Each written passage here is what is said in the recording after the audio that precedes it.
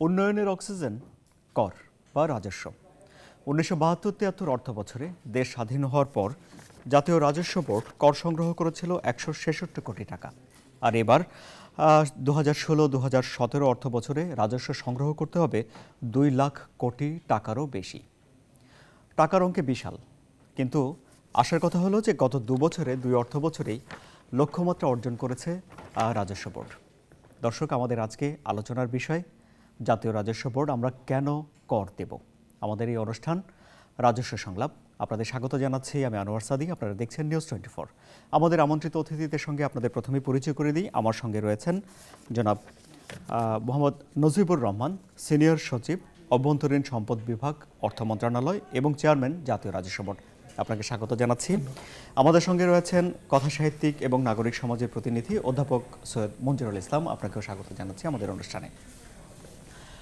কর, মূসক এসব নিয়ে আমরা কথা বলবো এবং এই জন্যে আমাদের সঙ্গে আজ যোগ দিয়েছেন জাতীয় রাজস্ব বোর্ডের কর নীতি বিষয়ক সদস্য জনাব পারভেজ ইকবাল, আপনাকে স্বাগত জানাচ্ছি। আমাদের সঙ্গে রয়েছেন সদস্য কর প্রশাসন ও মানব সম্পদ রাজস্ব বোর্ডের জনাব আব্দুর রাজ্জাক এবং আমাদের সঙ্গে রয়েছেন সদস্য ভ্যাট প্রশাসন এনবিআর জনাব রেজাউল হাসান। আমাদের অনুষ্ঠানের নাম আমরা কেন কর দেব। আমি প্রথমে এই প্রশ্নটি নিয়ে যেতে চাই কথা সাহিত্যিক এবং নাগরিক সমাজের প্রতিনিধি জনাব সৈয়দ মঞ্জুরুল ইসলামের কাছে। আমরা কেন কর দেব আসলে?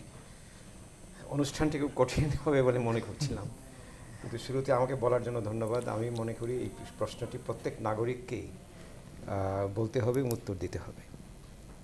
আমার খুব প্রিয় একজন মার্কিন লেখক আছেন, যিনি মার্কিন যাকে বলা হয় যে আইনতত্ত্ববিদ অথবা আইনজ্ঞ, জুরিস্ট, অলিভার ওয়েন্ডেল হোমস। তিনি বলেছেন, কর হচ্ছে দি প্রাইস ফর সিভিলাইজেশন, সভ্যতার জন্য একটা মূল্য। অর্থাৎ আমি যদি কর না দেই তা আমি সভ্য হতে পারবো না, অথবা সভ্যতার যে প্রয়োজন, যা যা প্রয়োজন তা আমি অর্জন করতে পারবো না। আমাদের ধারণা কর শুধু সরকারের হাতে চলে যায়, কিন্তু কর দিয়ে সরকারের হাত হয়ে আবার আমাদের কাছে ফিরে আসে, আমরা সেটা জানি না। অনেকে জানেন কিন্তু বলতে ভালোবাসেন না, যার জন্য কর ফাঁকি দেন। কর কেন দিব? আমার অনেকগুলি কারণ আছে। প্রথমত, আমার নাগরিক হিসেবে একটা বাধ্যবাধকতা আছে। আমি যে সেবা গ্রহণ করছি, এই যে আমি রাস্তাঘাটে যাচ্ছি, পয় নিষ্কাশন হচ্ছে, আমার জন্য বিদ্যুতের ব্যবস্থা হচ্ছে, আমি একটা খেলা দেখতে যাচ্ছি, একটা স্টেডিয়ামে আমার সুন্দর জায়গা হচ্ছে আমার জন্য, এই সমস্ত কিছুর পিছনে আছে কর। যদি কর না থাকে তাহলে সেই সেবাগুলি রাষ্ট্র দিতে পারে না। সেই জন্য দেখবেন একটা শহরেরও কিছু কর থাকে, মিউনিসিপ্যাল কর যাকে বলা হয়। কাজে এই করের অভাবে কোনো রাষ্ট্রীয় সংগঠন তার কার্যক্রম সঠিকভাবে সমাধা করতে পারে না। এখন আমরা তো অনেক সচেতন হচ্ছি, আমাদের অধিকার নিয়ে অনেক সচেতন হচ্ছি, আমরা সেবা চাই, কিন্তু সেবা যে শুধু বিনামূল্যে আসে না, সেটাও আমরা অনেক সময় ধারণা করি না। সেজন্য করটা অত্যাবশ্যকীয়। করের আরও প্রয়োজন একজন শিক্ষক হিসাবে আমি বলি, এই যে শিক্ষা ব্যবস্থা আমাদের, ধরুন বিশ্ববিদ্যালয়ে যারা পড়তে আসে, আপনি জানেন বেতন অত্যন্ত কম দেয়। একজন শিক্ষার্থীর পিছনে ১ লক্ষ ২ লক্ষ টাকা বছরে যাচ্ছে, কিন্তু সেই শিক্ষার্থী হয়তো দিচ্ছে ১০০-২০০ টাকা। এই যে ফারাকটা কোত্থেকে ভরাট হয়? কর দিয়ে। কর কিন্তু জনগণের অর্থ, জনগণের কল্যাণেই খরচ হবে। সেই জন্য কর ব্যবস্থাপনা একটা বিরাট গুরুত্বপূর্ণ জিনিস। সেই দিকে আমি যাব না, সেটি আমার এলাকা নয়।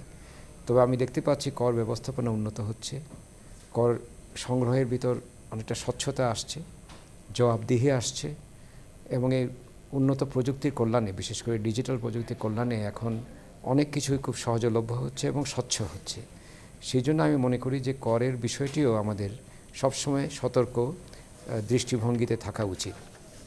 আর একটা বিষয় বলে আমি আপাতত শেষ করছি, কর কেন দিব? আপনি প্রথমে বলেছিলেন যে উন্নয়নের অক্সিজেন। আমরা যদি উন্নত হতে চাই, যে পদ্মা সেতু আমরা করছি, একটা চ্যালেঞ্জ হিসেবে নিয়েছিলাম তো। বিশ্বব্যাংক শুধু নয়, সমস্ত পৃথিবীকে আমরা দেখিয়েছি যে আমরাও পারি। এখন আপনি ভাবুন, যদি অভ্যন্তরীণ অর্থ সংগ্রহে আমাদের ঘাটতি থাকতো, তাহলে কি আমরা এই কর, এই পদ্মা সেতু করতে পারতাম? অর্থাৎ শেষ পর্যন্ত ধন্যবাদ জনগণের প্রাপ্য যে করের মাধ্যমেই কিন্তু এই অর্থের সংগঠনটা হয়েছে। দ্বিতীয় একটা বিষয়, কিছুদিন আগে দেখবেন একটা সভরেন ফান্ড করা হয়েছে, ৬ বিলিয়ন বোধহয় ডলার দিয়ে একটা সভরেন ফান্ড সেটি করা হচ্ছে, যে আমাদের যে রেমিটেন্স প্রবাহ আসে তার ফলে প্রধানত আমাদের বাংলাদেশ ব্যাংকের একটা সঞ্চয় তৈরি হয়, রিজার্ভ জমা হয়েছে, ফরেন তার উপর রিজার্ভ একটা বলি, দেবে, এ নিয়ে অনেক আলোচনা সেখান হচ্ছে। থেকে সরকার সেটি কর্জ নিতে পারছে। ওই ফরেন রিজার্ভটা কিভাবে আসলো? যারা বিদেশি যারা কাজ করছেন তারা পাঠাচ্ছেন, কিন্তু অভ্যন্তরীণ উৎস থেকেও তো এটি সংগ্রহীত হয়। ফলে আমাদের যাবতীয় কর্মকাণ্ডের পিছনে এবং সেবা কার্যক্রমের পিছনে, উন্নয়ন কার্যক্রমের পিছনে, শিক্ষামূলক, স্বাস্থ্য, সংস্কৃতিমূলক যত কর্মকাণ্ড আছে করের একটা ভূমিকা তার আছে। পিছনে করের একটা হ্যাঁ, ভূমিকা আমরা আছে। আবার আসবে এই বিষয়ে বিস্তারিত একটা সেই জন্য আলোচনার আমি সুযোগ- মনে করি জি, প্রত্যেকে কর দিতে হবে। জি, সুযোগ আছে বিস্তারিত। তার আগে আমি প্রথমে একটু আপনার কাছে যেতে চাই জনাব মোহাম্মদ নজিবুর রহমান, যে গত 2 বছর রাজস্ব আহরণের লক্ষ্যমাত্রা অতিক্রম হয়েছে, রহস্য কি, কিভাবে হলো? ধন্যবাদ আপনাকে। সৈয়দ মঞ্জুরুল ইসলাম স্যার তার বক্তব্যে বলেছেন যে এজন্য কিন্তু ধন্যবাদ দিতে হয় আমাদের সম্মানিত করদাতাদের, তারা এগিয়ে আসছেন এবং আমরা এখন দেখতে পাচ্ছি সারা দেশে একটা রাজস্ব বান্ধব সংস্কৃতি চালু হয়েছে। আমরা আসলে স্যার যেটা বললেন যে পরনির্ভরশীলতার যে একটা অধ্যায় ছিল, সেই অধ্যায় থেকে ফিরে এসে আমরা এখন নিজের পায়ে দাঁড়াচ্ছি এবং বড় বড় কাজ করছি। এই জন্য আমরা করদাতাদের যে সহায়তা পাচ্ছি সেটাই সবচেয়ে বড়। আমরা আমাদের সম্মানিত ব্যবসায়ী সমাজ যারা আছেন, নাগরিক সমাজ, তাদের সাথে ঘনিষ্ঠভাবে কাজ করছি এবং জাতীয় রাজস্ব বোর্ডে আমরা একটা প্যারাডাইম শিফট বা মাইন্ডসেট পরিবর্তন করছি, যে এখন আর কর আদায় নয়, কর আহরণ। আহরণ করতে হলে আপনাকে বন্ধুবৎসল পরিবেশে, করদাতা বান্ধব পরিবেশ নিশ্চিত করে, সকলকে উদ্বুদ্ধ করে রাজস্ব আহরণ করা। এটা আমরা করছি শুধু ঢাকাতে বসে নয়, ঢাকার বাইরে প্রতিটা বিভাগ, জেলা, উপজেলা, এবং আপনারা লক্ষ্য করেছেন সম্প্রতি আমরা চর কুকরি মুকরি গিয়েছিলাম, একবারে প্রত্যন্ত এলাকার জনগণকে স্পর্শ করার জন্য তারা সেখানে অপেক্ষা করছিলেন। তো আমার সহকর্মীরা অক্লান্ত পরিশ্রম করছেন। আমাদের সকল অংশীজন, ব্যবসায়ী সমাজ, সম্মানিত করদাতা এবং নাগরিক সমাজ, স্যারদের মতো যারা আলোকিত মানুষ, তারা আমাদের পাশে দাঁড়িয়েছেন। এই জন্য দেখেছেন আমাদের আয়কর মেলা, আমাদের ব্যাট সপ্তাহ, আমাদের যে আন্তর্জাতিক কাস্টম দিবস, সেখানে গুণীজনদের সমাবেশ হয়। আমরা তাদের নিয়ে এগিয়ে যাই, তাদের পরামর্শ নেই, তাদেরকেও আবার সম্মানিত করি। বিভিন্ন করদাতাদের জন্য আমরা সম্মাননার ব্যবস্থা করেছি। আগে গুটি কয়েক সম্মাননা দেওয়া হতো, এবারে আমরা পেশাভিত্তিক অনেক সম্মাননা দিচ্ছি, প্রায় 141টি জাতীয় পর্যায়ে।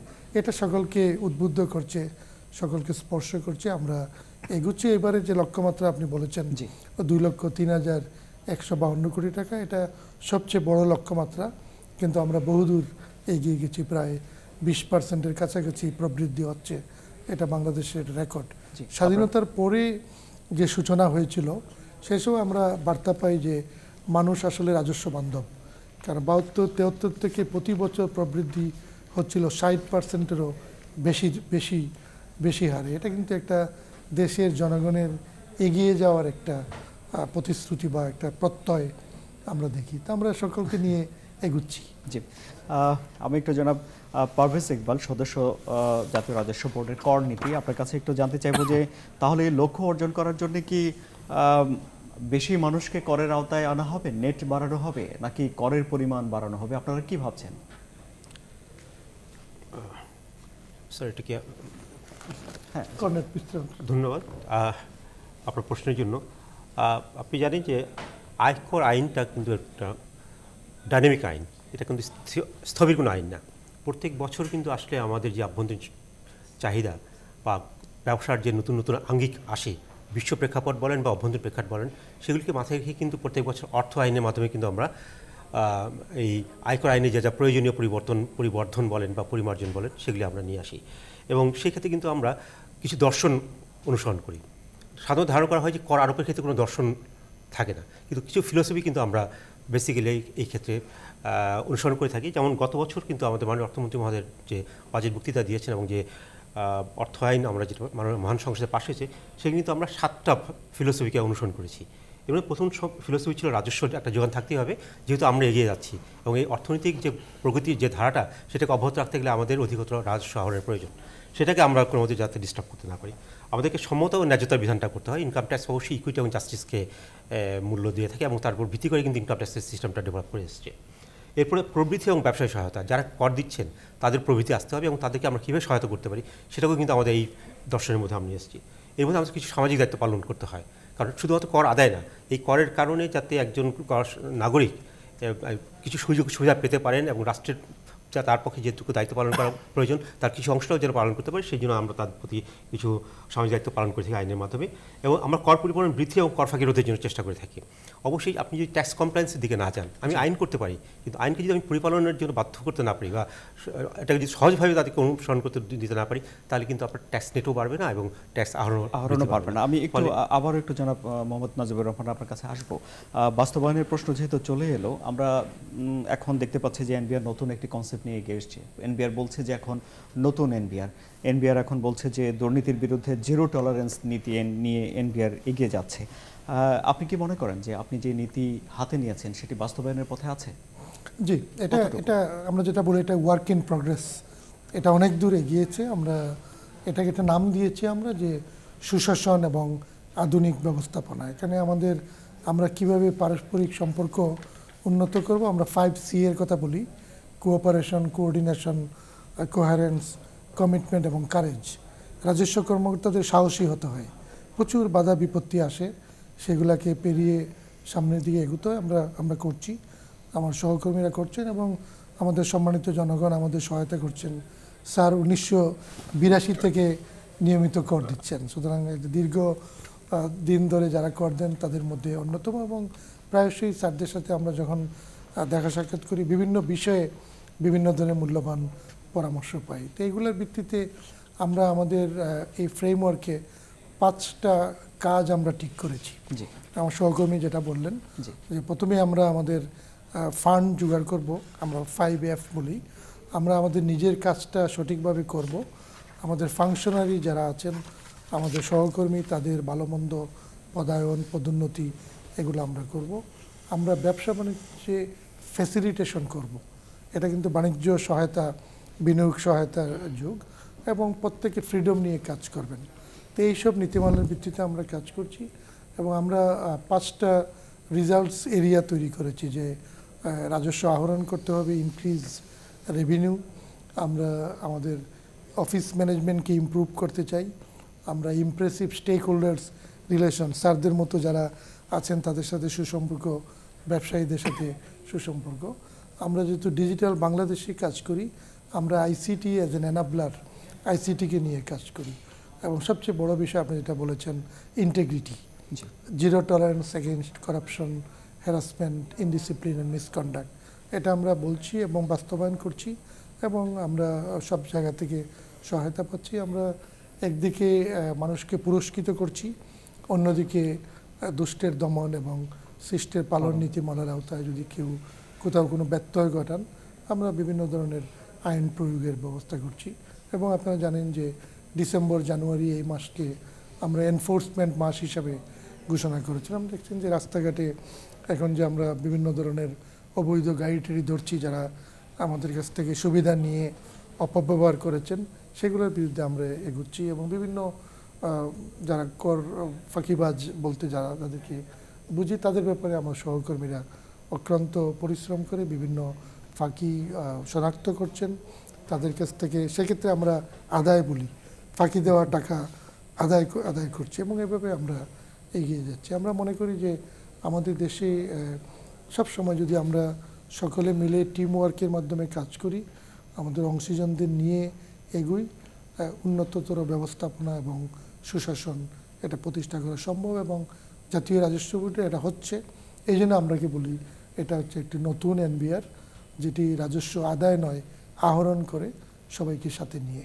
জি, জনাব সৈয়দ মঞ্জুরুল ইসলাম, উনি যেমনটি বললেন যে নতুন এনবিআর এবং একটু গণমুখী চরিত্র হিসেবে এনবিআরকে দেখার একটা সুযোগ ঘটছে। আপনার কি মনে হয় এনবিআর কতটুকু গণমুখী এখন? অবশ্যই আমি যথেষ্ট গণমুখী। আমি একসময় যখন 80-র দশকে কর দিতাম তখন এক গাদা ফর্ম আমাকে পূরণ করতে হতো এবং করদাতা বান্ধব মোটেই ছিল না এবং কর দিতে গিয়ে নানান হয়রানির সম্মুখীন আমি হয়েছি, কিন্তু আমি আশা ছাড়িনি যে একসময় সেটি উন্নত হবে। আমি দেখছি ক্রমাগত সেটি উন্নতির দিকে যাচ্ছে। এখন তো যেটা হয়েছে যে বোধহয় 1-1.5 পৃষ্ঠার ভিতরে আমি এক পৃষ্ঠাতেই বোধহয় নেমে এসেছি, শুধু এক সোর্স হলে 1 পৃষ্ঠায়। হ্যাঁ, তারপর ধরুন আমি অনলাইনে এখন কিছুদিন পর দিতে পারবো। স্মার্ট কার্ড হলে আমি বাড়িতে বসে আমাকে আর নতুন একজন উকিলের মাধ্যমেও যেতে হবে না, আমার মতো যারা কর দিচ্ছেন। কাজে তখন প্রচুর মানুষ কর দিবেন। দ্বিতীয় একটা বিষয় হয়েছে যে এনবিআর কয়েক বছর ধরে চেষ্টা করছে যে ওই টিআইএন যে নাম্বারটা, এটার ব্যতিরেকে যেন কোনো রকমের বড় কোনো ট্রানজ্যাকশন করা যায় না। গাড়ি কিনতে গেলে, বাড়ি ফ্ল্যাট কিনতে গেলে আপনার টিআইএন দিতেই হবে। তো এটি যদি আরও বাধ্যতামূলক হয়ে যায়, দেখা যাবে যে তখন মানুষ নিজের প্রয়োজনে কর দিবে।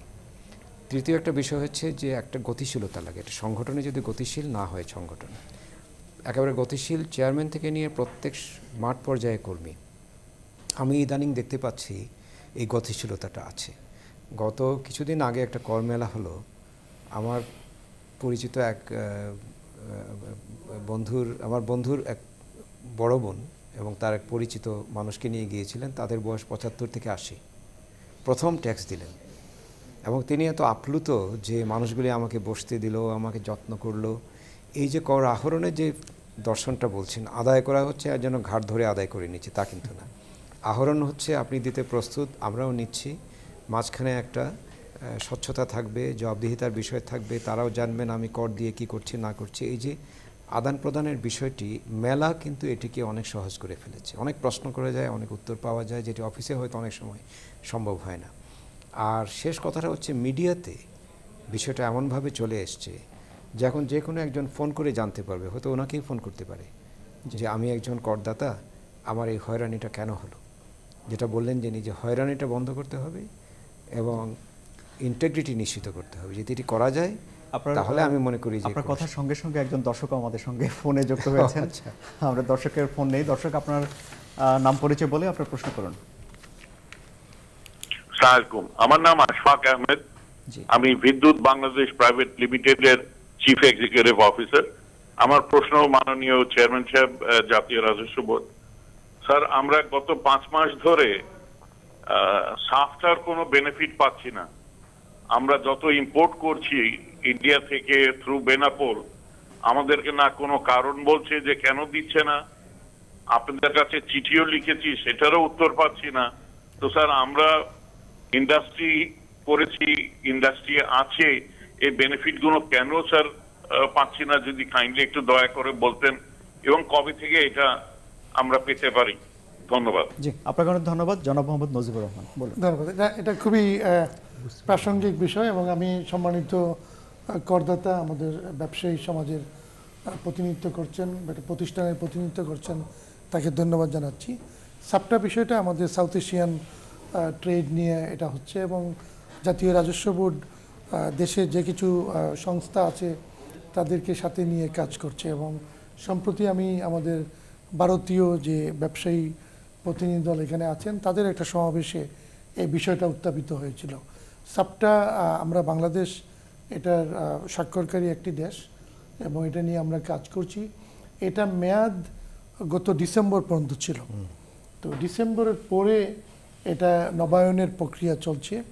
বাণিজ্য মন্ত্রণালয় এবং জাতীয় রাজস্ব বোর্ড এটা নিয়ে কাজ করছে এবং আমরা ভারতীয় যে বিভিন্ন এবং সার্কের অন্যান্য এরিয়াতেও যারা কাজ করেন সবার সাথে ঘনিষ্ঠভাবে কাজ করছি। আমি আশা করছি শীঘ্রই এই বিষয়টা একটা ফয়সালা হবে। আমরা এর যে মেয়াদ আছে মেয়াদ বৃদ্ধি করব এবং বাণিজ্য মন্ত্রণালয় এবং জাতীয় রাজস্ব বোর্ড একত্রে বসে আপনাদের এবং আরও যেসব আবেদন আছে আমরা বিবেচনা করে একটা উইন উইন সিচুয়েশন আমরা বলি। আমরা একটা স্লোগান দিই যে যারা জাতীয় রাজস্ব বোর্ডে আসেন তারা ফিরে যাওয়ার সময় তাদের মুখে যাতে হাসি দেখা যায়।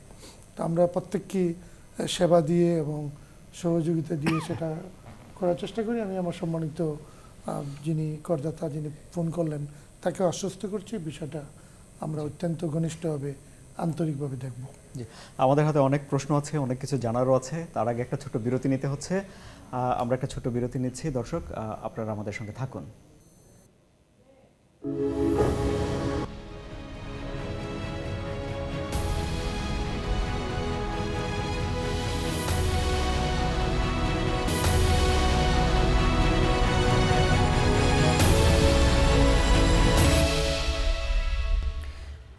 আবারও স্বাগত। আপনারা দেখছেন নিউজ 24। আমাদের এই অনুষ্ঠানের নাম রাজস্ব সংলাপ। আমাদের আলোচনার বিষয় আমরা কেন কর দেব। দর্শক, এই প্রোগ্রামটি জাতীয় রাজস্ব বোর্ডের ফেসবুক পেজে সরাসরি দেখানো হচ্ছে। আপনারাও আমাদের আমন্ত্রিত অতিথিদের সঙ্গে কথা বলতে পারেন ফোন করে। এই জন্য পর্দায় কিছু নাম্বার দেখানো হচ্ছে, সেখানে ফোন করে আপনারা আপনাদের মতামত রাখতে পারেন এবং আমাদের অতিথিদের সঙ্গে কথা বলতে পারেন। আমরা একটু কথা বলতে চাই জনাব রেজাউল হাসান, তিনি সদস্য ভ্যাট প্রশাসন এনবিআর। আপনার কাছে প্রশ্ন যে নতুন আয়কর এবং কাস্টমস আইন প্রণয়নের ঘোষণা এসেছে মাননীয় অর্থমন্ত্রীর দিক থেকে, নতুন আইন কবে নাগাদ আসতে পারে বলে আমরা ধারণা করব? আপনাকে ধন্যবাদ। গত বছর বাজেট বক্তৃতায় মাননীয় অর্থমন্ত্রী স্পষ্টভাবে বলেছিলেন যে আগামী 1 জুলাই 2017 থেকে কার্যকর হবে। আমরা নতুন আইনটা 1 জুলাই থেকে এই 17 সনে কার্যকরের জন্য সকল প্রস্তুতি নিয়ে এগিয়ে যাচ্ছি। এই নতুন আইনটি অবশ্যই অটোমেশন সমর্থিত। এই অটোমেশনকে আমরা ভ্যাট অনলাইন নাম দিয়েছি আদর করে। এটা হচ্ছে যে নতুন আইনের বাস্তবায়ন প্রকল্প, সেই প্রকল্পের অধীন এই ভ্যাট অনলাইনটি বাস্তবায়িত হচ্ছে। আমাদের যে বর্তমান যারা রেজিস্ট্রিত করদাতা আছেন তাদেরকে আমরা পুনঃনিবন্ধীকরণ করব।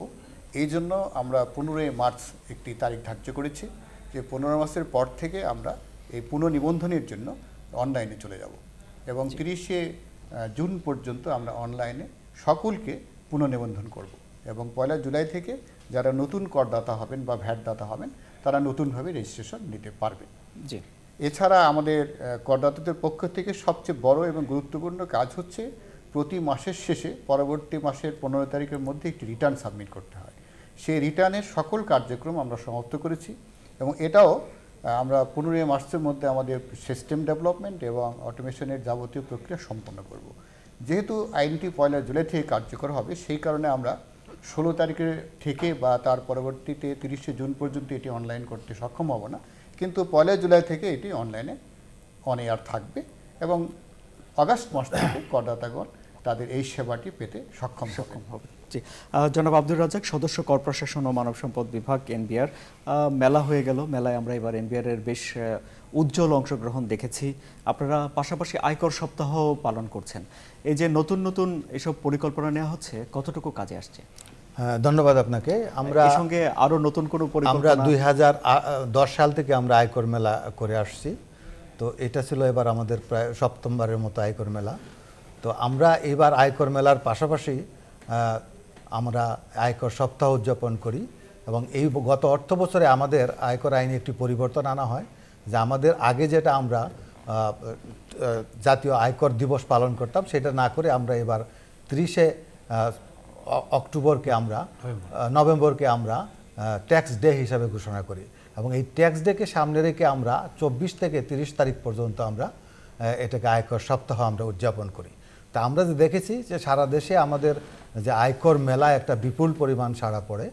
আমরা যদি 7মবারের মতো যে আয়কর মেলা করেছি আমরা দেখেছি প্রত্যেকবার আয়কর মেলাই কিন্তু আগের বছরের চেয়ে অনেক বেশি লোকজন কর প্রদান করেন এবং আয়কর রিটার্ন দাখিল করেন। এইবারও কিন্তু প্রায় 2 লক্ষ করদাতা তাদের আয়কর রিটার্ন আয়কর মেলায় জমা দেয় এবং 2100 কোটি টাকারও উপরে আয়কর রাজস্ব আহরণ হয় মেলার মধ্যে।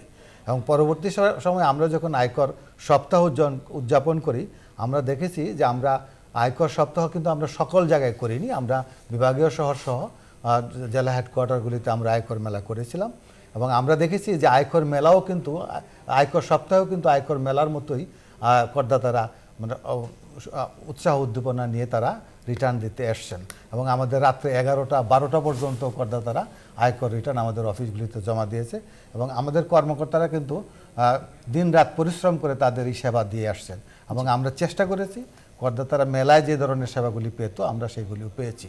তো আমরা পাশাপাশি এবার আমাদের আয়কর মেলায় আমরা একটা নতুন প্রোগ্রাম আমরা করেছিলাম, সেটা হলো যে কর শিক্ষণ ফোরাম আমরা একটা তৈরি করেছিলাম।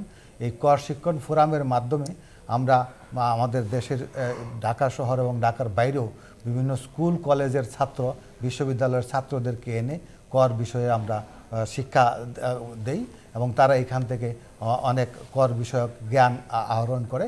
এতে করে আমাদের মূল উদ্দেশ্য হলো যে কর বিষয়ে একটা সচেতনতা তৈরি করা এবং আজকে যারা ছাত্র তারা ভবিষ্যতের করদাতা, তারা এই যে মেসেজগুলি আমরা যে কর শিক্ষণ বিষয়ে আমাদের যে কর দিতে হবে, কর দেওয়া একটা নৈতিক দায়িত্ব এবং কর দিলে দেশের উন্নয়ন হয়, এই ধরনের মেসেজগুলি তারা তাদের নিজেরা অনুধাবন করতে পারছে, পাশাপাশি তাদের পেয়ার গ্রুপ, তাদের আত্মীয় স্বজন, ফ্যামিলি লেভেলে তারা এটা ছড়িয়ে দিতে পারছে। এতে করে এটা কিন্তু আমাদের একটা ব্যাপকভাবে আমাদের দেশে কাজ হচ্ছে। পাশাপাশি আমরা ইউনিয়ন ডিজিটাল সেন্টারগুলিকেও কিন্তু আমরা এবার কাজে লাগিয়েছি। আমরা বাংলাদেশের যত প্রায় সকল ইউনিয়ন ডিজিটাল সেন্টার এবং মিউনিসিপ্যাল ডিজিটাল সেন্টার যেগুলি আছে সেইগুলিতে আমরা এবার টিআইএন যাতে দিতে পারে সেই ধরনের আমরা পরিকল্পনা নিয়েছি এবং আমরা এই ইউনিয়ন ডিজিটাল সেন্টারের উদ্যোক্তা যারা আছে তাদেরকে আমরা সারা দেশেই প্রশিক্ষণ দেওয়ার ব্যবস্থা করেছি। তারা প্রশিক্ষিত হয়ে টিআইএন দিতে পারছেন এবং আমরা এই টিআইএন সেবাটা কিন্তু এখন ইউনিয়ন লেভেলে আমরা পৌঁছাতে পেরেছি। এই ধরনের আমরা অনেকগুলি কর্মসূচি নিয়ে অগ্রসর হচ্ছি। পাশাপাশি আমরা রাজস্ব সংলাপ করছি সারা দেশেই। আমাদের চেয়ারম্যান মহোদয়ের নেতৃত্বে আমরা সারা দেশে রাজশাহী, রংপুর অর্জন হবে। আমাদের সঙ্গে একজন দর্শক অনেক জায়গাতেই কিন্তু আমরা সংলাপ। আমরা একজন দর্শককে নিই, একজন দর্শক আমাদের সঙ্গে আছেন, অপেক্ষা করছেন তিনি। দর্শক, আপনার নাম পরিচয় বলে আপনার প্রশ্ন করুন।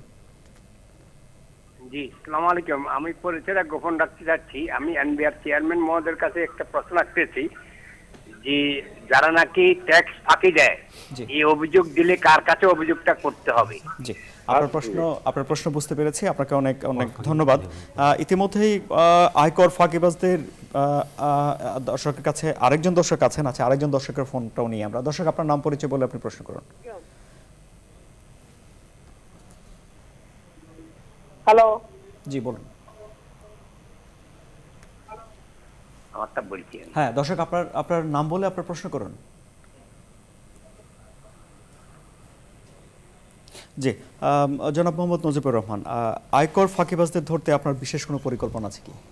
হ্যাঁ, অবশ্যই আছে। এবং যে সম্মানিত প্রশ্নকর্তা যেটা বললেন ব্যাট ফাঁকিবাজ, তো বিভিন্ন ক্ষেত্রেই আমরা দেখছি যে আয়করে অনেকেই ফাঁকি দিচ্ছেন। আমরা মনে করি যে এটা একটা দায়িত্বজ্ঞানহীনতার পরিচয়। ব্যাটে অনেকে ফাঁকি দিচ্ছেন। ব্যাট কিন্তু জনগণের কাছ থেকে আসে এবং যারা সংগ্রহ করেন তারা সঠিকভাবে চালান দিচ্ছেন কিনা, সংগৃহীত অর্থ রাষ্ট্রীয় কোষাগারে দিচ্ছেন কিনা, এইসব বিষয় আছে। কাস্টমসও এক ধরনের ফাঁকি আছে, যেটা হচ্ছে মিথ্যা ঘোষণা দেওয়া। আপনি মূল্যবান জিনিস এনে এটা কম মূল্যের জিনিসের ছদ্মবেশে সেটাকে পার করে নেওয়া, অথবা আন্ডার ইনভয়েসিং, ওভার ইনভয়েসিং, এগুলা। তো এগুলো করার জন্য আমাদের জাতীয় রাজস্ব বোর্ডে 3টি গোয়েন্দা অধিদপ্তর আছে। তারা এইসব বিষয়ে বিশেষভাবে প্রশিক্ষিত, তারা ব্যবস্থা নেন। কিন্তু আমাদের প্রতিটি অফিসেই কিন্তু নিজস্ব কিছু গোয়েন্দা কার্যক্রম, প্রতিরোধমূলক কার্যক্রম আছে, তার অধীনে আমরা কাজ করি। তো যদি কেউ এইসব বিষয়ে আমাদেরকে তথ্য দিতে চান, নিকটস্থ রাজস্ব অফিসের আয়কর বিভাগ, শুল্ক বিভাগ অথবা বেট বিভাগে দেওয়া যাবে। এখন যেহেতু আমরা ডিজিটাল বাংলাদেশে বাস করি, আমাদের সামাজিক যোগাযোগ মাধ্যমে কিন্তু আমাদের উপস্থিতি খুবই উজ্জ্বল এবং আমরা যেটা আপনি বললেন যে লাইভ স্ট্রিম হচ্ছে, আমরা ইনবক্সে অনেক তথ্য পাই বিভিন্ন সম্মানিত করদাতাদের কাছ থেকে। তো মাঠ পর্যায় থেকে শুরু করে রাজস্ব বোর্ড পর্যন্ত প্রতিটা ক্ষেত্রে ফেসবুকের মাধ্যমে, ইমেইলে, আমরা 3টা ইমেইল সম্প্রতি চালু করেছি সম্মানিত নাগরিকদের কাছ থেকে মতামত নেওয়ার জন্য। Feedback customs, feedback bat, feedback tax, এইসব ইমেইলে আমরা গণবিজ্ঞপ্তি দিয়ে এগুলা প্রচার করেছি। অনেকে টেলিফোনে দেন। অনেক, আমি খুব অভিভূত হই যে অনেক দায়িত্বশীল নাগরিক সশরীরে এসেও কিন্তু আমাদেরকে বিভিন্নভাবে তথ্য দেন। তো আমরা সকলের কাছেই কৃতজ্ঞ। আমরা চাই এইসব তথ্য বিনিময় হলে রাজস্বে কোথাও যদি কোনো জটিলতা থাকে, কোথাও যদি কোনো ফাঁকি থাকে, অথবা কোথাও যদি কোনো উন্নয়নের প্রয়োজন হয়, প্রতিটা ক্ষেত্রে আমরা ব্যবস্থা নিতে পারব। জি, জনাব সৈয়দ মঞ্জুরুল ইসলাম, আপনি ধারাবাহিকভাবে কর দিয়েছেন এবং এই জন্য আপনার সুনামও আছে। আপনার কাছে প্রশ্ন হলো যে আপনি আলোচনায় কিছুটা বলেছেন যে কর দেওয়ার পদ্ধতি আগের চেয়ে সহজ হয়েছে, কিন্তু তারপরেও কি আরও কোথাও সংস্কারের কোনো জায়গা আছে কি আপনার মনে হয়? অবশ্যই একটা বিষয় মনে রাখতে হবে যে আমি যেহেতু অনেক দিন থেকে দিচ্ছি, খুব যে বেশি কর দিয়েছি সেটা বলা যাবে না, কিন্তু দিয়েছি। দিতে দিতে একটা অভ্যাস হয়ে যায় এবং অনেকের সঙ্গে পরিচয় হয়ে যায়। হয়তো গতবার দিয়েছি ওর কাছে, এবার গেলেও বুঝতে পারলাম এই মানুষটি আছে, সহজ হয়ে যায়। কিন্তু অনেক করদাতা আছেন যাদের একটা ভীতি কাজ করে, এটাকে পারসেপশন বলা হয়, একটা ধারণা যে কর বিভাগে আমি গেলে আমাকে অতিরিক্ত পয়সা আদায় করা হবে, এই ভীতি দূর করতে হবে মানুষের। এটি দূর হচ্ছে এই যে বললাম কর মেলা, এবং চর কুকরি মুকরির মতো জায়গায় যদি কর মেলা হয় তাহলে তো মানুষ স্বতঃস্ফূর্তভাবে সেখানে অংশ নেবে। যদি ভীতিটা দূর করে ফেলা যায়, যদি দেখা যায় যে কর দেওয়ার ভিতরে একটা আনন্দ আছে, একটা উৎসবের পরিবেশে আমি কর দিচ্ছি। দ্বিতীয়ত যারা কর গ্রহণ করবেন তাদের যদি সেবামূলক মনোবৃত্তিটা প্রধান হয়, যেমন তারা সেবা দিচ্ছেন, জনগণের সেবা, রাষ্ট্রের সেবা দিচ্ছেন, এই মনোবৃত্তি প্রধান হয়। তৃতীয়, যদি বিষয়গুলি অনেক সহজ হয়ে যায় তাহলে প্রচুর মানুষ উৎসাহিত হবেন, আমি সেটা বুঝতে পারি। আমাকে আমার এক শিক্ষক উদ্বুদ্ধ করেছিলেন যে কিছু না, তুমি রিটার্ন দাখিল করো, হয়তো তোমার ট্যাক্স দিতে হবে না, কিন্তু রিটার্ন দাখিল করতে হবে। এই রিটার্ন দাখিলও তো অনেকে করেন না। আরেকটা বিষয় পাশাপাশি থাকতে হবে যে অনেকেই কিন্তু জানি আমরা প্রচুর অর্থ উপার্জন করছেন। আমি পেশার নাম বললাম না, কিন্তু আমি জানি যে অনেক অর্থ তার উপার্জন হচ্ছে, কিন্তু যে পরিমাণ ট্যাক্স দিলেন সেটি অত্যন্ত অপ্রতুল। আমার মনে হয় সেগুলি একেবারে পাবলিক করে দেওয়া উচিত। যেরকম একটা পুরস্কারের সিদ্ধান্ত নেওয়া হয়েছে, আমি দেখেছি অনেক খেলোয়াড়, অভিনেতা, তাদেরকে পুরস্কৃত করা হয়েছে, অত্যন্ত ভালো একটা উদ্যোগ। তাতে সমাজে একটা ইতিবাচক প্রভাব পড়বে, সবাই ভাববে যে ওরা দিতে পেরেছে, আমি কেন পারবো না। পাশাপাশি যারা এই কর দিচ্ছে না অথবা কর লুকোচ্ছে তাদেরও যদি নামটাম আমি পত্রিকায় দেখতে পাই তাহলে মানুষ ভাবে যে না, এখন সময় এসছে যে একটা বৈষম্যহীন অবস্থায় আমি কর দিচ্ছি। মনে রাখতে হবে কর কিন্তু বৈষম্য বিলোপ করে অনেক ক্ষেত্রে। অনেক গরিব মানুষ কর দিচ্ছেন হয়তো 50 টাকা বা 100 টাকা বা 10,000 টাকা, কিন্তু সেবা পাচ্ছেন তিনি কয়েক লক্ষ টাকার। আবার অনেক ধনী মানুষ হয়তো কর দিচ্ছেন 30 লক্ষ টাকা, সেবা পাচ্ছেন হয়তো 10,000 টাকার। সেটি হয় করের কিন্তু ফিলসফি বা দর্শনের মূলে হচ্ছে এটি, এক ধরনের বৈষম্যহীন অবস্থার সৃষ্টি করা, যেখানে সবাই দিচ্ছেন কিন্তু কেউ বেশি সেবা পাচ্ছেন, কেউ কম পাচ্ছেন, কেউ বেশি কর দিচ্ছেন, কেউ কম কর দিচ্ছেন, কিন্তু একটা সামাজিক চুক্তি সেই হিসাবে তৈরি করতে হবে। আমাদের সঙ্গে একজন দর্শক, আরো একজন দর্শক আছেন। দর্শক, আপনার নাম পরিচয় বলে আপনি প্রশ্ন করুন। আসসালামু আলাইকুম। জি বলুন। আসসালামু আলাইকুম। জি বলুন, আপনার প্রশ্ন বলুন, পরিচয় বলুন। আমার প্রশ্ন আমাদের এনবিআর এর স্যারের কাছে, চেয়ারম্যান স্যারের কাছে। জি। আমি আখাউড়া স্থলবন্দরের সিএনএট এজেন্ট হিসাবে আপনার কাছে প্রশ্ন স্যার। আপনার টিভির ভলিউম একটু কমিয়ে নিন, তাহলে আমরা ভালো শুনতে পাবো। জি স্যার। এবার স্যার আমার প্রশ্ন হলো স্যার, আমাদের আখাউড়া স্থলবন্দরটা একটা পূর্ণাঙ্গ স্থলবন্দর, এবং পূর্ণাঙ্গ স্থলবন্দর হওয়ার পরও স্যার আমাদের এদের আমদানির ক্ষেত্রে বিভিন্ন বাধ্যবাধকতার কারণে আমরা তো আমদানি করতে পারতেছি না। দয়া করে স্যার আপনার বরাবরে আমাদের বিশেষ নিবেদন স্যার, আমরা অনেক আবদার করে আপনার কাছে স্যার ব্যক্তিগত পাঠাচ্ছি, আমাদের আইনমন্ত্রীর মাধ্যমে পাঠাচ্ছি স্যার, আমাদের আমদানির ক্ষেত্রে বাধাটা দূর করার জন্য আপনি কি পদক্ষেপ নেবেন স্যার? জি, আপনার প্রশ্ন আমরা বুঝতে পেরেছি। আরো একজন দর্শক আছেন, আমরা ওনারও প্রশ্নটি নেই। দর্শক, আপনার নাম পরিচয় বলে আপনি প্রশ্ন করুন। জি, আমি মুজিবুর চিটাং থেকে বলছি। বলুন বলুন। আমার প্রশ্ন চেয়ারম্যান সাহেবের কাছে, জি, চিটাঙ্গে মেলা দুই জায়গায় কি করা যাবে কিনা? যেমন গত বছর জিএসটি মোড়ে হয়েছে, আমি চাচ্ছি আগ্রাবাদে করার জন্য যদি সম্ভব হয়। জি, অনেক ধন্যবাদ। দুটি প্রশ্ন, একটি বন্দর সম্পর্কিত আর একটি মেলার পরিধি বাড়ানো। আমি সম্মানিত দুজন প্রশ্নকারীকে ধন্যবাদ জানাচ্ছি। আমি আগামীকাল চট্টগ্রামে যাচ্ছি, এ ধরনের একটি রাজস্ব সংলাপ হবে সরাসরি। তো চট্টগ্রামের উত্তরই তাকিয়ে দিচ্ছি।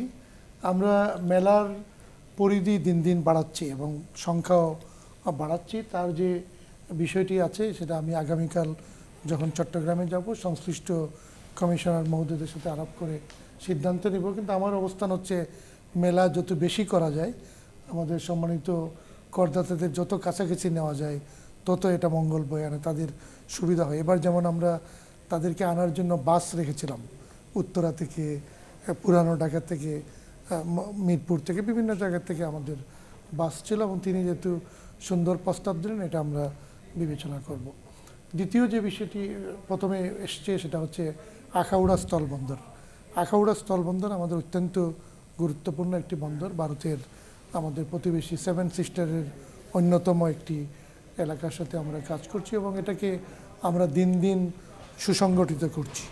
তো প্রাথমিক অবস্থায় কিছু জটিলতা ছিল, সেটা দূরীভূত হয়েছে। মাননীয় আইনমন্ত্রীর নির্বাচনী এলাকা, তিনি নিজে গেছেন। আমরা চাচ্ছি এখানে যে আমদানি রপ্তানি যে তালিকাভুক্ত যে পণ্য আছে এই পণ্যের সংখ্যা বাড়ানো। আমরা স্থলবন্দর কর্তৃপক্ষ, যেটা আমাদের নৌ পরিবহন মন্ত্রণালয়ের অধীন, তারা অবকাঠামো নিয়ে কাজ করেন, তাদের সাথে ঘনিষ্ঠভাবে কাজ করছি। এখানে অবকাঠামো হবে এবং খুব শীঘ্রই, এটা আজকে হওয়ার কথা ছিল কিন্তু তারিখটা পিছিয়েছে, ভারতের একটি উচ্চতর কাস্টমস প্রতিনিধি দল বাংলাদেশে আসার কথা ছিল কয়েকদিনের জন্য আজকে থেকে। কিন্তু ভারতে যেহেতু এখন সংসদে বাজেট অধিবেশন চলছে, তারা বলছেন যে এপ্রিল মাসে এলে তাদের জন্য সুবিধা। তো আমরা আলোচনা করছি, তারা এলে প্রতিটি স্থলবন্দর, আমাদের আখাউড়া, বেনাপোল এবং আমাদের অন্যান্য শুল্ক বন্দর যেগুলো আছে, হিলি, বুড়িমারি এবং সিলেটে আমরা ঘুরে আসলাম। নতুন একটা স্টেশন আমরা চিন্তা করছি সুনামগঞ্জে, ডলুরা। আমাদের যে তামাবিল যে স্টেশন যেটা আছে, সেটা আমরা নতুন কার্পাস নিয়ে চিন্তা করছি ছেলা, ছাতক এই এলাকাতে। প্রতিটা বিষয় নিয়ে আমরা কাজ করছি। আমাদের এই মুহূর্তে জাতীয় রাজস্ব বোর্ডের এবং আমার সহকর্মীরা অক্লান্ত পরিশ্রম করছেন। আমাদের অবস্থান হচ্ছে প্রতিবেশী দেশেরগুলোর সাথে, ভারতের সাথে বিশেষ করে আমাদের বাণিজ্যিক যোগাযোগ বাড়ানো। এবং এই জন্য আমরা যেটা বলি যে বর্ডার ডিভাইডস, কাস্টমস কানেক্টস। তো আমরা কাস্টমের মাধ্যমে দুই দেশকে কত কাছাকাছি আনতে পারি সে চেষ্টা করছি। এবং অন্যান্য সংস্থা, বিজিবি, আমাদের ইমিগ্রেশন এবং অন্যান্য যারা সিএনএফ এজেন্ট, যিনি সম্মানিত একজন সিএনএফ এজেন্ট কথা বললেন, তারা কিন্তু গুরুত্বপূর্ণ ভূমিকা পালন করছেন। তো এই বিষয়ে আমরা অনেক সম্ভাবনা দেখছি আগামীতে হবে। আমি নিজেও খুব শীঘ্রই আখাউড়া যাব এবং তাদের সাথে সরাসরি মত বিনিময় করব। জি, যে প্রশ্ন নিয়ে আলোচনা করছিলাম জনাব সৈয়দ মঞ্জুরুল ইসলামের কাছে, যে কর জমা দেওয়ার পদ্ধতিতে নতুন কিছু করার, সংস্কার করার আপনি ভাবছেন কি না, এই প্রশ্ন আপনার কাছে থাকবে। তার আগে একজন দর্শকও আমাদের সঙ্গে যোগ দিয়েছেন, দর্শকের ফোনটাও নিয়ে নিই। দর্শক, আপনার নাম পরিচয় বলে আপনি প্রশ্ন করুন।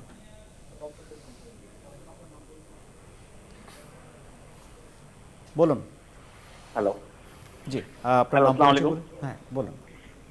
জি, আমার নাম মুজাম্মেল হক রুমি, আমি সিএনএফ এজেন্টের একজন মালিক।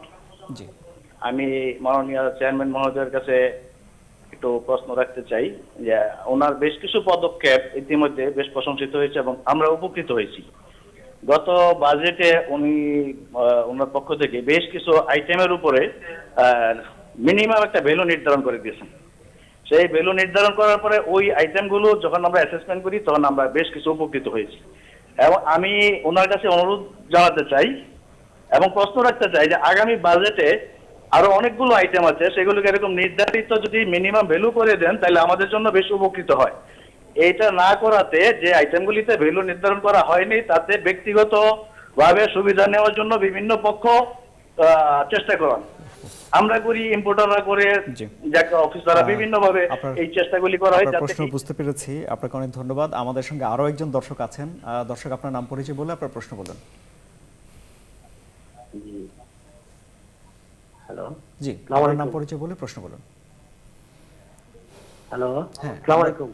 জি, আমরা শুনতে পাচ্ছি, বলুন। হ্যালো। আসসালামু আলাইকুম। আপনার টিভির ভলিউম কমিয়ে আপনি আমাদের সঙ্গে কথা। আমার নাম হাসান, চিটং থেকে করেছিলাম। বলুন।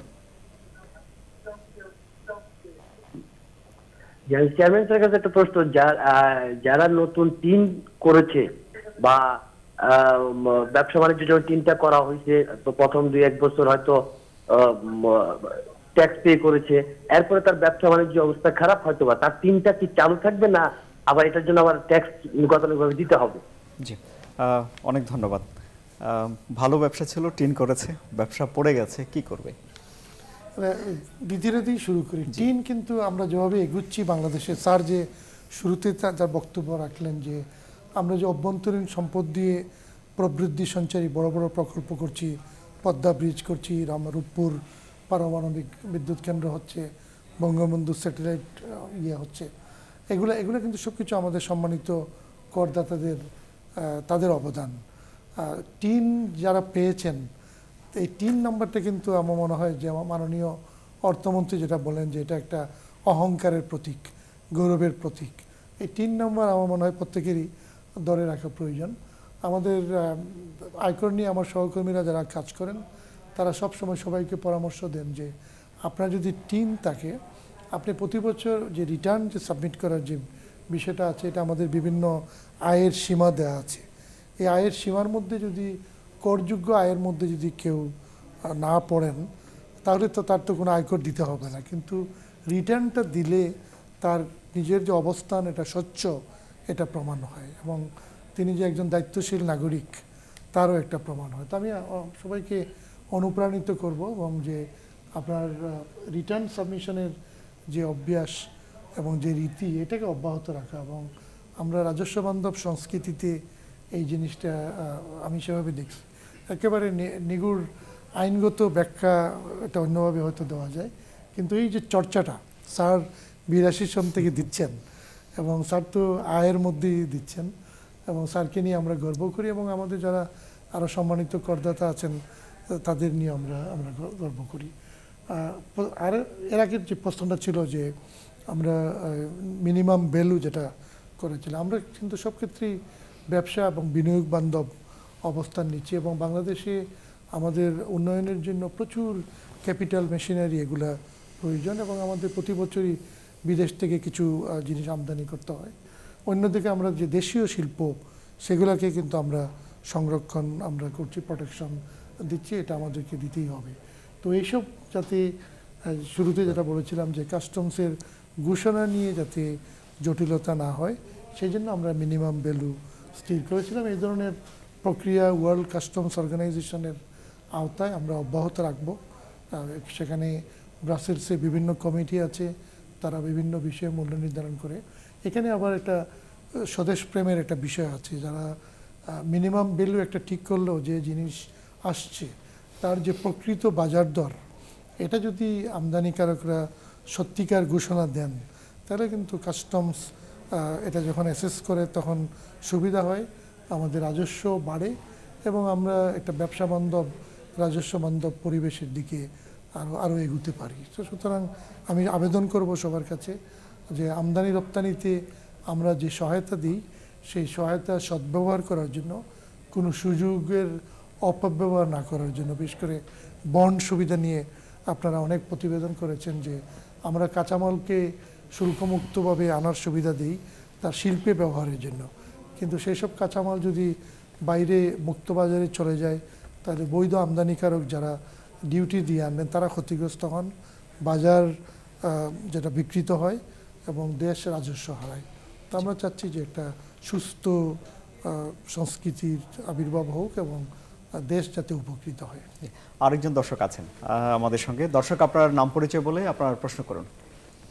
আমি সাভার থেকে বলছি, আমার নাম কৌশিক আহমেদ। বলুন। আমার প্রশ্নটা হচ্ছে, নিত্য প্রয়োজনীয় জিনিসের গায়ে যদি এমন কোনো লেবেল লাগানো থাকে যেটা দেখলে সাধারণ মানুষ বুঝতে পারবে এই দ্রব্যটার ট্যাক্স সরকার পাচ্ছে আর এই দ্রব্যটার ট্যাক্স পাচ্ছে না, যেটা পাচ্ছে না যদি বুঝতে পারে তাহলে সরকারের সংশ্লিষ্ট সেই অফিসটিতে সে বলতে পারে যে এই দ্রব্যটা বাজারে আসছে, সে ট্যাক্স পাচ্ছে না।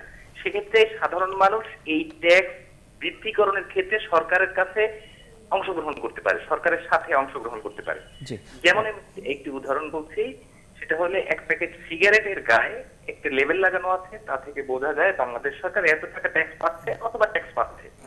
এট দ্য সেম টাইম এক বোতল মাম পানি যেটা ঢাকা সহ সারা বাংলাদেশে প্রচলিত, তার গায়ে এমন কোন লেভেল নেই যা থেকে বুঝতে পারি সরকার ট্যাক্স পাচ্ছে। আপনার প্রশ্ন বুঝতে পেরেছি।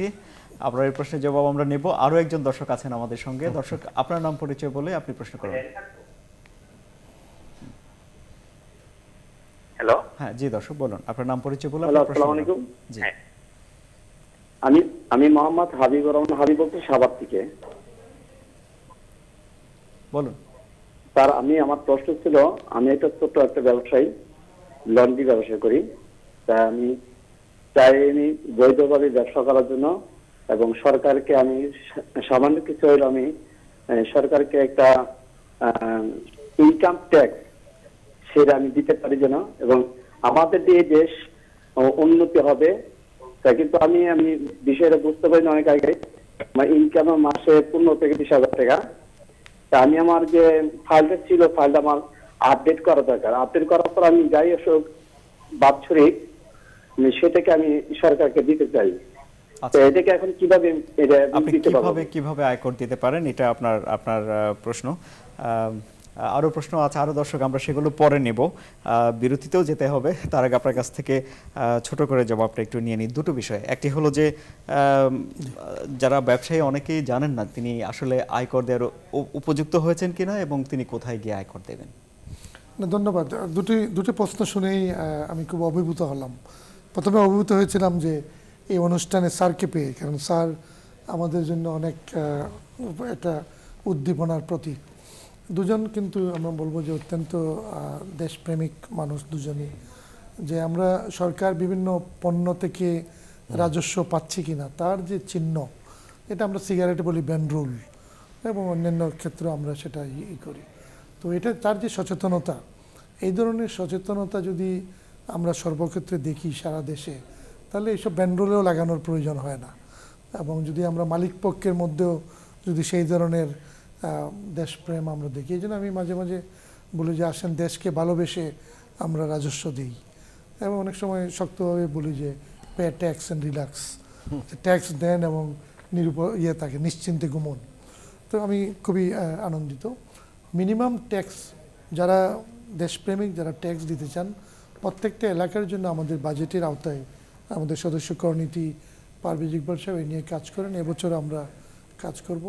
আমরা এলাকাভিত্তিক মিনিমাম ট্যাক্স একটা হার ধার্য করে দিয়েছি। আমার মনে হয় এই বিষয়গুলোর আরও বেশি প্রচার প্রয়োজন। আমরা গণবিজ্ঞপ্তি দিয়ে এগুলো জনগণকে আবার জানিয়ে দিব। আর যারা বিভিন্ন ব্যবসা প্রতিষ্ঠানের মালিক, তারা ওই মিনিমাম করের আওতায় পড়বেন যদি তাদের করযোগ্য আয়ের সীমা অন্যভাবে বেশি না হয়।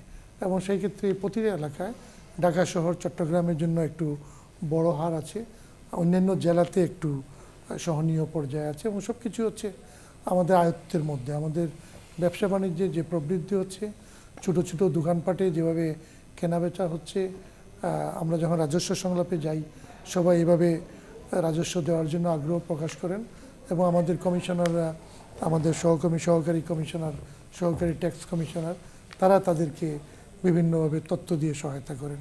আমরা গণবিজ্ঞপ্তি দিয়ে প্রত্যেকে কীভাবে ন্যূনতম আয়কর দিতে পারে, এটা একটা লামসাম অ্যামাউন্ট, সেটার সংখ্যা আমার মনে হয় পারভেজ ইকবাল সাহেব যদি হারটা বলে দিতে পারেন ঢাকা শহরের জন্য, তাহলে আমার বিরতি যাতে যাওয়ার আগে আমরা ওনার পরিসংখ্যান শুনে তারপর বিরতিতে। একজন করদাতার যদি করযোগ্য আয় হয়, আমাদের যেমন সাধারণ করদাতার ক্ষেত্রে 2,50,000 টাকা পর্যন্ত অব্যাহত সীমা আছে, সেই ক্ষেত্রে তার ন্যূনতম কর, সেটা যদি ঢাকা চট্টগ্রাম সিটি কর্পোরেশন, ঢাকা উত্তর দক্ষিণ এবং চট্টগ্রাম সিটি কর্পোরেশন এলাকায় উনি ব্যবসা করেন, তাহলে 5,000 টাকা মিনিমাম ট্যাক্স। অন্যান্য সিটি কর্পোরেশন সেই হারটা হচ্ছে 4,000 টাকা, এবং অন্যান্য যে কোনো জায়গাতে করলে সেটা 3,000 টাকা। এই হচ্ছে আমাদের মিনিমাম ট্যাক্সের বর্তমান হার। টাঙ্গাইলে উনি 3,000 টাকা হবে ওনার। উনি টাঙ্গাইল হলে অবশ্যই 3,000 পড়বেন। মানে যত প্রত্যন্ত অঞ্চল তত কম, যত শহর তত বেশি। জি, আমরা একটা বিরতি নিই। বিরতির পর এসে আমরা আরও দর্শকের ফোন নেব। আমাদের নিজেদেরও অনেক প্রশ্ন আছে, অনেক কিছু জানার আছে, এবং আমরা জনাব সৈয়দ মঞ্জুরুল ইসলামের বিশ্লেষণও শুনবো। একটা বিরতি নিচ্ছি।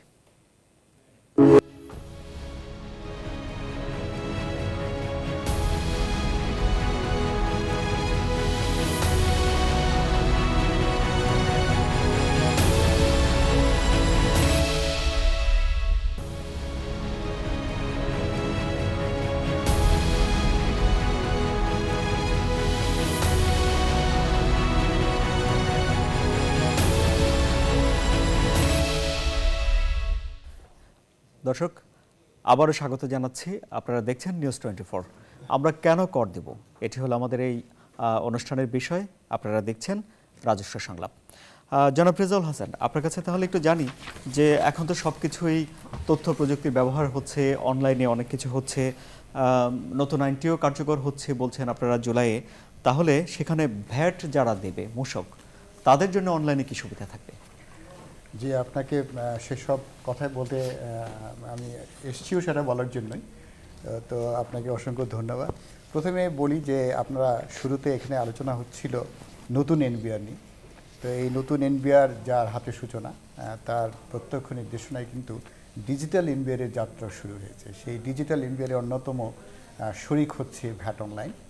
পাশাপাশি আপনি জানেন যে 1995 সন থেকে অ্যাসাইকুডা দিয়ে আমাদের কাস্টমসে অনলাইন শুরু হয়েছে। সেটা সর্বশেষ আমরা অ্যাসাইকুডা ওয়ার্ল্ড বাস্তবায়ন করছি। সেখানেও ডিজিটাইজেশনের নতুন ছোঁয়া লাগছে, যে যাতে করে ঘরে বসেই আমদানিকারকরা তাদের বিল অফ এন্ট্রি প্রসেস করতে পারেন, তারা ঘরে বসে তাদের পেমেন্টটাও করতে পারেন এবং ঘরে বসে তারা তাদের প্রশ্নের উত্তরও পেতে পারে, সেই ধরনের প্রক্রিয়া চলছে। পাশাপাশি এখন ভ্যাট অনলাইন নতুনভাবে সমস্ত কিছুই অনলাইনে সেবা দেওয়ার জন্য প্রস্তুত হচ্ছে। প্রথম হচ্ছে যে আমাদের করদাতাগণ রেজিস্ট্রেশন নিতে গেলে আমাদের অফিসে কিছুটা তথ্য বিভ্রান্তি করে, এমনকি তারা যাদেরকে প্রশ্ন করেন তারা সরাসরি আইন বা বিধির সাথে সম্পর্কযুক্ত নয়। সেখানে জিনিস শুনে আসেন একটা, তারা নিজে আইনে যেটা পড়েন সেটা মানে করেন আরেকটা, ফলে কিন্তু তারা বিভ্রান্তিতে পড়েন। সেটা নিরসন করার জন্য আমরা সকল ভ্যাটদাতাদের জন্য একটা অনলাইন কল সেন্টারের ব্যবস্থা করেছি। আমাদের এই কল সেন্টারের নাম্বার হচ্ছে 16555। এই নম্বরে ফোন করে যে কেউ নতুন আইন সম্পর্কে যে কোনো সুবিধা নিয়ে জানতে পারবেন।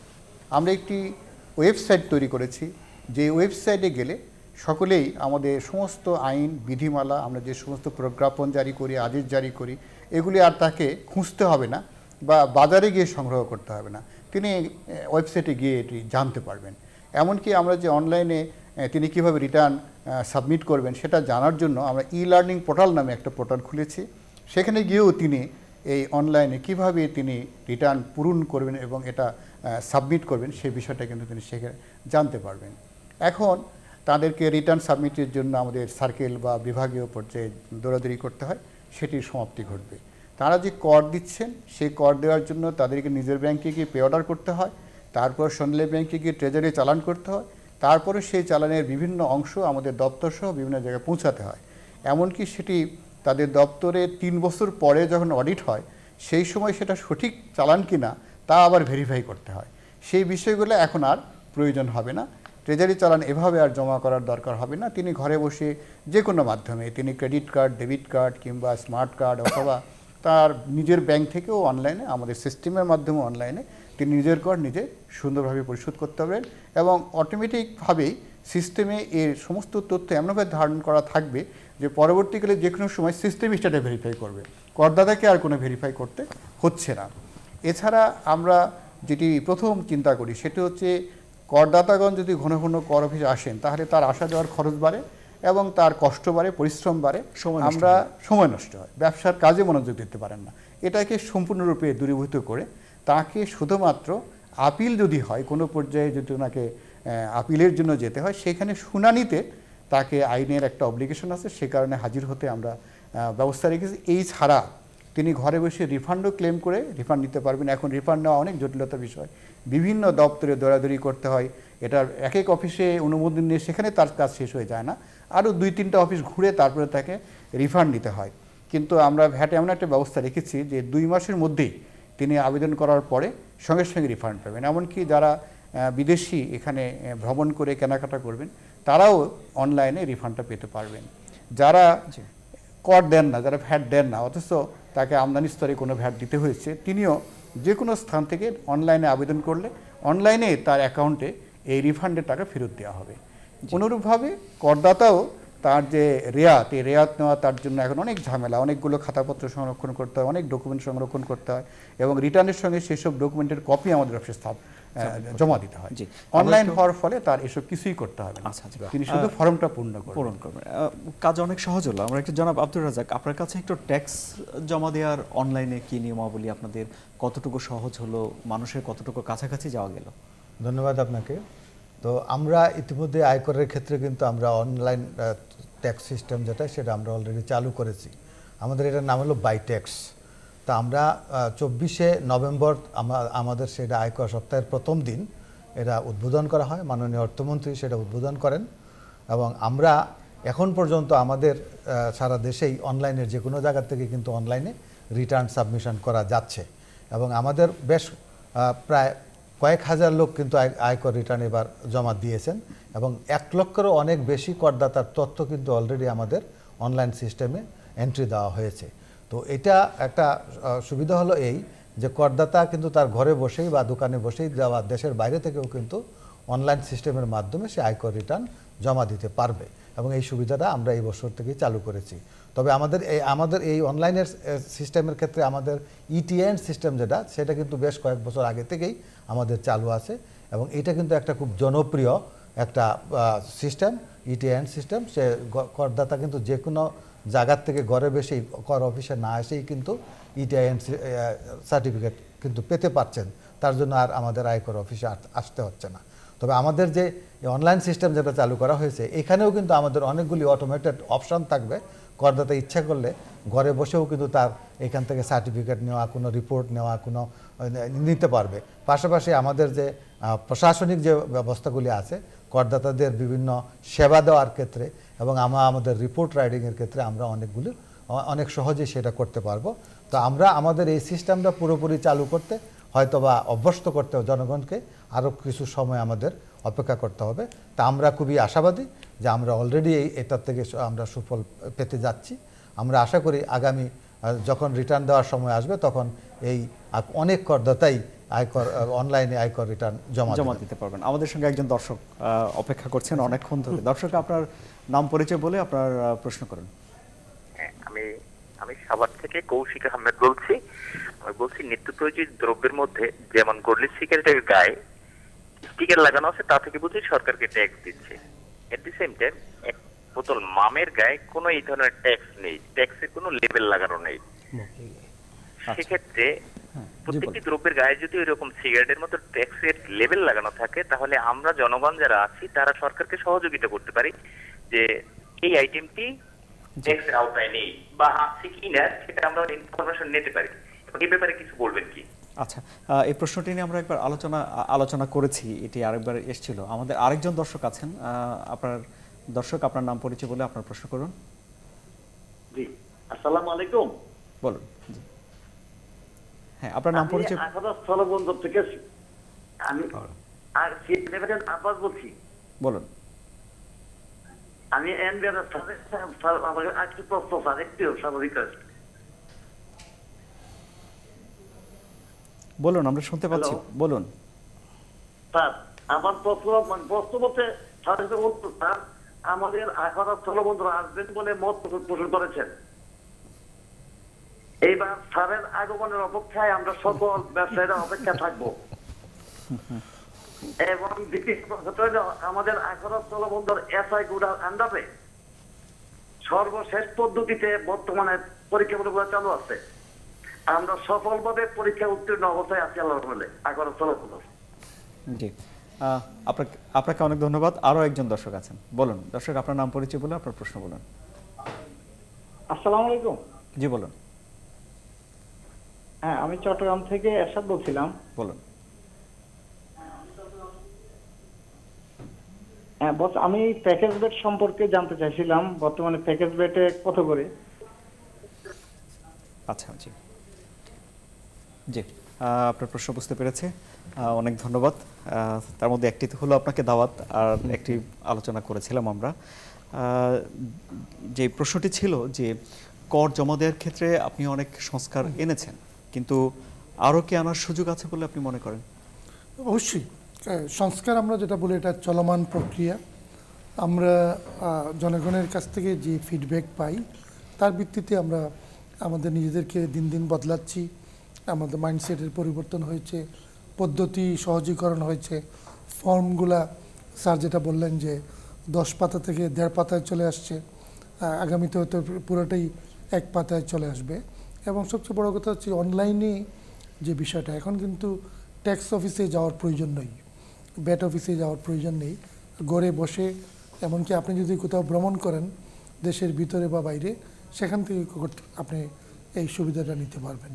তো সংস্কারের বিষয়টা এটা চলমান যেটা বললাম, এবং আমাদের কিছু কিছু ওয়ার্কিং গ্রুপ এগুলো নিয়ে নিয়মিত কাজ করছে। এবং আমরা ইমেইলে যে ফিডব্যাক যেগুলো পাচ্ছি সেগুলোও বিচার বিশ্লেষণ করে আমরা বিভিন্ন ধরনের নতুন নতুন পদক্ষেপ নিচ্ছি। এবং জনপ্রশাসনে এখন ট্রেডিশনই হচ্ছে, ট্রেন্ডই হচ্ছে উদ্ভাবন। তো উদ্ভাবনীমূলক ব্যবস্থা আমরা নিচ্ছি। আমাদের সম্মানিত প্রশ্নকর্তাদের যিনি আবারও ব্যান রোল ইত্যাদির কথা বললেন যে চিহ্ন, আমরা আয়করটা ভ্যাটটা ঠিক মতো পাচ্ছি কিনা এটা খুবই গুরুত্বপূর্ণ বিষয়। আমরা এর মাধ্যমেই শনাক্ত করি যে কোনটা আসলে প্রকৃত ট্যাক্স দিচ্ছে, কোনটা ট্যাক্স ফাঁকি দিচ্ছে। প্রায় ক্ষেত্রে আমরা দেখি সিগারেটে বেশ কিছু জাল সিগারেট পাওয়া যায়, যেগুলা বৈধ ব্যান্ডরোল চালাই বাজারে আসে, এবং আমাদের শুল্ক গোয়েন্দা প্রায়শ এটা নিয়ে কাজ করে, ব্যাট গোয়েন্দারা এটা নিয়ে কাজ করে, এবং এটা চলমান প্রক্রিয়া আমরা অব্যাহত রাখব। আখাউড়ার ব্যাপারে আমি আমার সম্মানিত প্রশ্নকর্তাকে বলবো, আমরা ডলুরা ঘুরে আসছি, অত্যন্ত প্রত্যন্ত অঞ্চল সুনামগঞ্জ জেলা, সেখানে নদী পেরিয়ে যেতে হয়েছে, বেশ সময় লেগেছে, কিন্তু আমার সহকর্মীরা আমার সাথে গেছেন, স্থলবন্দর কর্তৃপক্ষের চেয়ারম্যান, বিজিবির প্রতিনিধি, জেলা প্রশাসন, স্থানীয় মাননীয় সংসদ সদস্য, চেম্বারের প্রেসিডেন্ট সবাই ছিলেন। আখাউড়া যাওয়া খুব সহজ, এবং আখাউড়া আমার খুব পরিচিত। আমি নিজে পাশে কসবা উপজেলাতে একসময় উপজেলা নির্বাহী অফিসার ছিলাম। তো আখাউড়া আমি খুব শিগগিরই যাব, এবং কুমিল্লাতে আমাদের যে কাস্টমস কমিশনার আছেন তিনি এই বিষয়ে তাদের সকলের সাথে লিয়াজো করবেন। আখাউড়াতে গিয়ে আমরা আরেকটি রাজস্ব সংলাপ করব। জি, আমাদের সঙ্গে আরও দর্শক আছেন, আমি দর্শকের প্রশ্ন নিব, কিন্তু তার আগে জনাব পারভেজ ইকবাল, আপনার কাছ থেকে বাজেট প্রস্তুতি নিয়ে একটু জানতে চাই। বাজেট তো সামনে, কি প্রস্তুতি আপনাদের? লক্ষ্যমাত্রা বাড়বে এ ব্যাপারে মোটামুটি ধারণা করা যায়? ধন্যবাদ আপনাকে। ইতিমধ্যে আপনারা বলেছি যে আমাদের চেয়ারম্যান মহোদয়ের গতিশীল নেতৃত্বে এনবিআর যে পথ চলা, নতুন পথ চলা, সেখানে একটা স্লোগানের কথা বলা হয়েছে যে উন্নয়নের অক্সিজেন হচ্ছে রাজস্ব। এখানে কিন্তু আরেকটা স্লোগান আছে, সেটা হচ্ছে যে সবাই মিলে দেব কর, দেশ হবে স্বনির্ভর। আসলে এটার মধ্যেই কিন্তু আসলে এনবিআরের নতুন যে মন মানসিকতা সেটা কিন্তু ফুটে উঠেছে। বাজেটটা আসলে হচ্ছে কিন্তু একক কোনো প্রচেষ্টা না, এটা হচ্ছে সমন্বিত প্রচেষ্টা। এটা হচ্ছে আসলে অংশীজনদেরকে নিয়ে একসাথে পথ চলা। এই প্রোগ্রামে কিন্তু আমরা গত বছর চেয়ারম্যান মহোদয়ের নেতৃত্বে প্রায় 500-র বেশি স্টেক হোল্ডারের সাথে মিটিং করেছিলাম জাতীয় রাজস্ব বোর্ডে। শুধু জাতীয় রাজস্ব বোর্ডে নয়, প্রত্যেকটা ডিভিশন হেডকোয়ার্টার সহ বিভিন্ন জেলাতেও। এবং আপনি অবাক হবেন যে শুধু আয়কর খাতেই কিন্তু 1600-র বেশি প্রস্তাব এসেছিল। অর্থাৎ আমরা তখন বুঝেছি যে আমাদের সম্বন্ধে করদাতারা কিন্তু তাদের কর বিষয়ে তাদের কী অধিকার বা তারা কী চান জাতির কাছে, তাদের প্রত্যাশা বিষয়ে কিন্তু তারা এভাবে নিয়ে আসছে না আমাদের সামনে। ফলে আমরা কিন্তু প্রস্তাব যত বেশি আসে যত বেশি আমরা খুশি হই যে না, আসলে সচেতনতার সৃষ্টি হচ্ছে, এবং এটা আসলে আমাদের সঠিক পথে অনুপ্রাণিত যেতে সহায়তা করবে। তো বেসিক্যালি আসলে আমাদের কাজটা শুরু হয়ে যায় জানুয়ারি 1 তারিখেই। আমরা কিন্তু ইতিমধ্যে বিভিন্ন ফেডারেশন এবং বিভিন্ন জায়গাতে আমরা স্টেক হোল্ডারদের বা অংশীজনদের কাছে প্রস্তাবনার জন্য পাঠিয়েছি রিকোয়েস্ট লেটার, এবং সেটা আসলে আমরা সেটা বিবেচনা পরীক্ষা নিরীক্ষা করব। এবং জাতীয় রাজস্ব বোর্ড সেখান থেকেই আসলে যুক্তিসঙ্গত এবং যৌক্তিক, যেটা বলেন উইন উইন সিচুয়েশন, যে সবার জন্যই যেটা মঙ্গলময় হয়, রাষ্ট্রের জন্য, করদাতার জন্য, সেই ধরনের প্রস্তাবনাগুলিকে আমরা অবশ্যই বিবেচনায় আনব। এবং এটা আমরা আশা করি যে আরও বেশি কর বান্ধব, রাজস্ব বান্ধব এবং ব্যবসা ও বিনিয়োগ বান্ধব বাজেট হবে। আমাদের সঙ্গে আরও অনেক দর্শক আছেন, আমরা দর্শকের ফোন নেই। দর্শক, আপনার নাম পরিচয় বলে প্রশ্ন করুন। হ্যালো, জি, আপনার নাম পরিচয় বলে প্রশ্ন করুন। আমি জেবা বলছি, চিটং থেকে, আগ্রাবাদ সিডিএ থেকে। জি বলুন। আমি চেয়ারম্যান স্যারের কাছে প্রশ্ন করতে চাচ্ছি যে আমাদের যে বাড়ি ভাড়াগুলো আছে, বাড়িওয়ালাদের উপর কি কোনো ট্যাক্স প্রযোজ্য আছে? হ্যাঁ, আর সেটা হচ্ছে কিছুদিন আগে আমাদের এলাকায় সিটি কর্পোরেশন থেকে কিছু লোক আসছিল ইনকোয়ারি করার জন্য। তো বাড়িওয়ালারা তাদেরকে অরিজিনাল যে ভাড়াটা সেটা বলতে মানা করে দিচ্ছে, এবং বাড়িওয়ালাদের ভাড়াটিয়াদেরকে প্রেসার দিয়েছে যে যদি অরিজিনাল ভাড়াটা বলা হয় তাহলে তাদেরকে বাসা ছেড়ে দেওয়া নোটিশ দেওয়া হবে। এই বাসা ভাড়া চলতেছে আপনার 16,000 টাকা, সেটা তারা লিখে নিয়ে গেছে 7,000 থেকে 9,000 টাকার মধ্যে। এতে করে আমি জানতে চাচ্ছি যে এই বাড়িওয়ালাদের উপর কি কোনো ধরনের নোটিশ বা কোনো ধরনের ট্যাক্স জারি করা হয়েছে কিনা, বা হলে কতটুকু করা হবে? জি, আপনার প্রশ্ন বুঝতে পেরেছি। হ্যাঁ, এটির আইনগত বিষয় আছে কিনা। আচ্ছা, আরো দর্শক আছেন আমাদের সঙ্গে, একবার একটু বলতে যাচ্ছিলাম। জি, হ্যাঁ জি, আমি এটার জি বলুন। আমি প্রথমে ধন্যবাদ দিব যে আমাদের একজন সম্মানিত প্রশ্নকর্তা, বিশেষ করে মহিলা অংশ নিলেন এবং অত্যন্ত আমার মনে হয় যে সুনাগরিকের দায়িত্ববোধ থেকে তিনি প্রশ্নটা উত্থাপন করেছেন, আমরা ধন্যবাদ দিই। এসব বিষয়ে জাতীয় রাজস্ব বোর্ডে প্রচুর তথ্য আসছে। জাতীয় রাজস্ব বোর্ডের সুনির্দিষ্ট কিছু প্রস্তাবলী, বিধান এবং অবস্থান আছে যে বাড়িওয়ালারা তারা স্বচ্ছতা রাখার জন্য যে ভাড়াটা নিচ্ছেন সেটা ব্যাংক অ্যাকাউন্টের মাধ্যমে সেটা পরিশোধ করা হবে। অনেক দায়িত্বশীল দেশপ্রেমী বাড়িওয়ালা সেটা করছেন, অনেক ক্ষেত্রে ব্যর্থ হচ্ছে। যেসব ক্ষেত্রে ব্যর্থ হয় সেগুলোতেই আমাদের যারা কর গোয়েন্দা যারা আছেন তারা তদন্ত করছেন, আমাদের বিভিন্ন কর্মকর্তারা তদন্ত করছেন এবং এতে যখন এই ধরনের ফাঁকি শনাক্ত করা হয় তখন কিন্তু বিভিন্ন ধরনের জরিমানা, অনেক ধরনের অসুবিধা পোহাতে হয়। এই জন্য আমরা বলি কিন্তু যে আপনি সঠিকভাবে ট্যাক্স দেন, পে ট্যাক্স অ্যান্ড রিল্যাক্স, যেটা আগে যে বলছিলাম। তো আমরা এই সুযোগে আপনাদের এই গুরুত্বপূর্ণ প্রচার মাধ্যমে আমরা বাড়িওয়ালাদেরকে অনুরোধ জানাবো তারা যথা নিয়মে সঠিকভাবে উপযুক্ত পরিমাণে তারা ভাড়া আহরণ করবেন ব্যাংক অ্যাকাউন্টের মাধ্যমে এবং তাদের সর্বমোট করযোগ্য যে আয় হবে সে আয় থেকে তারা সেই কর প্রদান করবেন। সুতরাং আমাদের সম্মানিত প্রশ্নকর্তার জন্য যে বাড়িওয়ালার যে ভাড়া, এটার মধ্যে উক্ত একটা আয়, এটা সর্বসাকুল্যে প্রতি বছর যে রিটার্ন দেন তার মধ্যে থেকে আয় করে নেওয়া হয় এবং এভাবে আমাদেরকে তথ্য দিয়ে সহায়তা করার জন্য ধন্যবাদ জানাচ্ছি। আমরা আগামীতে আরও কিছু গুরুত্বপূর্ণ আইনগত ব্যবস্থা নেব যাতে এই বিষয়ে স্বচ্ছতা সুনিশ্চিত হয়। জি, আমাদের সঙ্গে চট্টগ্রাম বিশ্ববিদ্যালয়ের একজন শিক্ষক যোগ দিয়েছেন। আপনার নাম বলে, আপনার বিভাগের নাম বলে আপনি প্রশ্ন করুন। জি জি, ধন্যবাদ। আনোয়ার সাদি, আমি আপনাকে চিনি। আমি চিটাগং ইউনিভার্সিটির প্রফেসর মোহাম্মদ মাহবুব রহমান, বোটানি ডিপার্টমেন্টের। জি বলুন। তো আপনাকে এবং আপনার মাধ্যমে আজকে অনুষ্ঠানে সবাইকে আমার শুভেচ্ছা জানাচ্ছি। আমি একটি প্রশ্ন রাখতে চাচ্ছিলাম, সেটি খুব সিম্পল প্রশ্ন। সেটি হচ্ছে যে আসলে আমরা সঠিকভাবে আয়কর দিতে চেষ্টা করি এবং আয়কর রিটার্ন ফর্ম এবং সাথে যে সম্পদ বিবরণী ফর্মটি থাকে সেটা সঠিকভাবে ফিল আপ করার চেষ্টা করি, কিন্তু কখনো কখনো আমাদের মধ্যে কিছু জটিলতা সৃষ্টি হয়। কোনো কোনো জিনিস আমরা সঠিকভাবে হয়তো পারি না, কিছুটা স্পষ্টীকরণের ব্যাপার হয়ে দাঁড়ায়। তো সেই জাতীয় হেল্পটা আমরা কোথা থেকে পেতে পারি এবং আমার এই আয়কর রিটার্ন ফর্ম এবং সাথে সম্পদ বিবরণী ফর্ম এটি সঠিক হচ্ছে কিনা সেটা আমরা কিভাবে জানতে পারবো?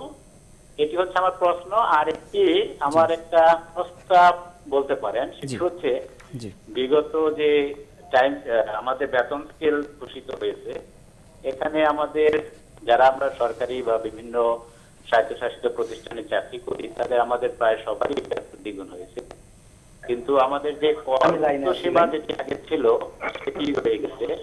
আমার মনে হয় এই জিনিসটা একটু রিভাইজ করার প্রয়োজন আছে। এই আমার বক্তব্য।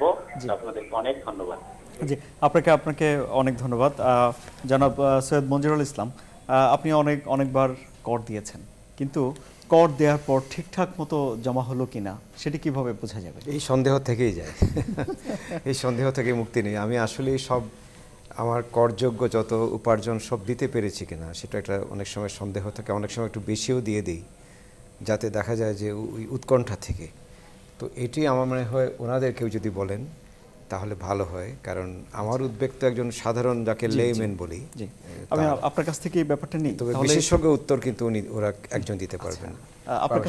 আপনার কাছ থেকে নেই, এনবিআর এর তরফ থেকে কিভাবে বুঝবেন একজন লোক যে তিনি ঠিকঠাক মতো কর দিয়েছেন? যদি বেশি দিয়ে ফেলেন কি হবে, যদি কম দিয়ে ফেলেন কি হবে, তথ্যে যদি ভুল তথ্য দিয়ে ফেলেন তাহলে কি হবে? এটা এ ধরনের জটিলতা আগে ছিল এবং এটা আমরা জেনেছি বলে, এবং আমি ধন্যবাদ জানাই আমাদের সম্মানিত শিক্ষক চট্টগ্রাম বিশ্ববিদ্যালয় থেকে ফোন করেছেন। কি কি সমস্যা হতে পারে এবং কিভাবে সেগুলা কাটিয়ে ওঠা সম্ভব, এটা বিস্তারিত ব্যাখ্যা করে আমরা কিন্তু দুটো প্রকাশনা বের করি নতুন বাজেটের পরপর। একটা হচ্ছে আয়কর বিষয়ক পরিপত্র, আরেকটি হচ্ছে আয়কর বিষয়ক নির্দেশিকা। এটা ফ্রিকুয়েন্টলি আস্ক কোয়েশ্চনস বা কোন কোন বিষয়ে সমস্যা সকলে জানা দরকার, নতুন কি কি বিষয় বাজেটে এলো, তো সেগুলো যদি পড়েন আমাদের সম্মানিত শিক্ষক দুটো প্রকাশনা পড়লে তিনি নিজেও একজন আয়কর বিশেষজ্ঞ হয়ে যাবেন। কিন্তু যেহেতু প্রতি বছরই নীতিটা পরিবর্তিত হয়, আমরা অধিকতর জনমুখী ব্যবসা বান্ধব বাজেট তৈরি করে আয়করের বিভিন্ন ধরনের পরিবর্তন আসে, সুতরাং এটা হচ্ছে লিভিং প্রসেস, আমরা বলি পরিবর্তনশীল। তা মনে হয় আমাদের সদস্য কর নীতি যদি আরো কিছু প্রশ্ন নেওয়ার পরে এক পর্যায়ে কিভাবে কি করণীয়, আমরা যেটা করেছি যে বিভিন্ন অফিসে এখন হেল্প ডেস্ক, বর্তমান সরকারের মাননীয় প্রধানমন্ত্রীর নির্দেশনা যে জনবান্ধব হতে হবে, জনগণের উপর করের বোঝা বাড়ানো যাবে না, কর নেট বিস্তৃত করতে হবে। এইসব কারণে আমরা প্রতিটা অফিসে হেল্প ডেস্ক স্থাপন করেছি এবং আমাদের সহকর্মীরা সবাইকে পরামর্শ দেওয়ার জন্য প্রস্তুত থাকে। এবং মেলাতে তো একবারে সরেজমিনে একবারে প্রত্যক্ষভাবে সেই সহযোগিতা দেওয়া হয়। আমাদের সম্মানিত শিক্ষক মহোদয় সেই সুযোগটাও নিতে পারেন। জি, আরও দর্শক আছেন। দর্শক, আপনার নাম বলে আপনি প্রশ্ন করুন।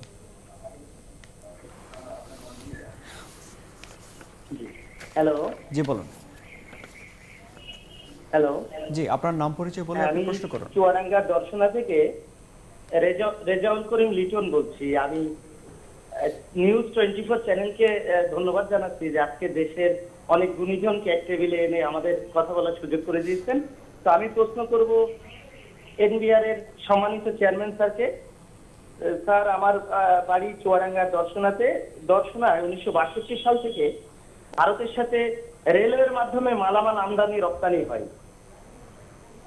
তো এই 1962 সাল থেকে স্যার এখানে রেল বন্দর আছে, বিপুল পরিমাণ মালামাল এনে রেলের রাজস্ব আয় করে। সম্প্রতি স্যার এখানে পূর্ণাঙ্গ স্থলবন্দর চালু করার উদ্যোগ নিয়েছেন আপনার যশোরের সুযোগ্য কমিশনার মহোদয় মোহাম্মদ জামাল হোসেন। এবং আপনাকে আরেকটি বিষয় জানিয়ে রাখি স্যার, দর্শনাতে 45 বিঘার একটা জায়গা আছে কাস্টমসের। এই এতগুলো জায়গা স্যার এখানে কাস্টমসের একটা রাজস্ব একাডেমি করা যায়। তো আপনি যদি একটু দয়া করে আপনি আপনার সুযোগ্য নেতৃত্বে এই বিপুল পরিমাণ রাজস্ব আয় হচ্ছে, জাতীয় রাজস্ব বোর্ড এগিয়ে চলেছে। আপনাকে অনেক ধন্যবাদ। আপনার প্রশ্ন বুঝতে পেরেছি। রাজস্ব একাডেমির প্রস্তাব আমরা শুনবো জবাব, তার আগে আরো একজন দর্শক আছেন আমাদের সঙ্গে। দর্শক, আপনার নাম পরিচয় বলে আপনার প্রশ্ন করুন। আসসালামু আলাইকুম। জি, নাম পরিচয়। আমি ডাক্তার সদরুল ইসলাম পঞ্চগড় বলছিলাম। বলুন।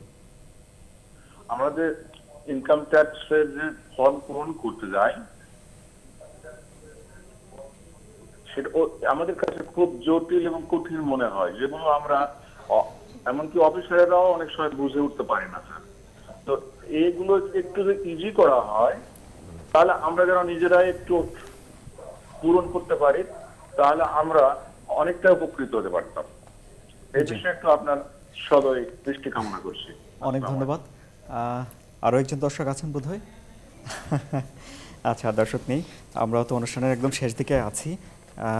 আমি সময় স্বল্পতা আছে, আমি একটু সময় ভাগাভাগি করি। আমি জনাব সৈয়দ মঞ্জুরুল ইসলামের কাছ থেকে 1 মিনিটে তার সমাপনী কথাগুলো শুনি এবং তারপরে দর্শকদের সব প্রশ্ন এবং সমাপনী বক্তব্য রাখার জন্য আপনার কাছে আসবো।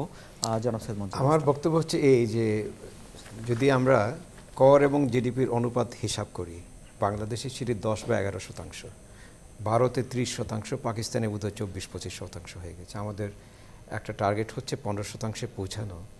এখন আমরা যদি সেই 30% পৌঁছতে পারতাম, আপনি ভাবুন আমাদের কত অর্থ সংগৃহীত হতো। তো আমি এই অনুষ্ঠানের মাধ্যমে আমাদের যারা এই কর দিচ্ছেন তাদেরকে অনুরোধ করবো, যারা কর দিচ্ছে না তাদেরকে বিশেষ করে অনুরোধ করবো যে কর দিতে হবে।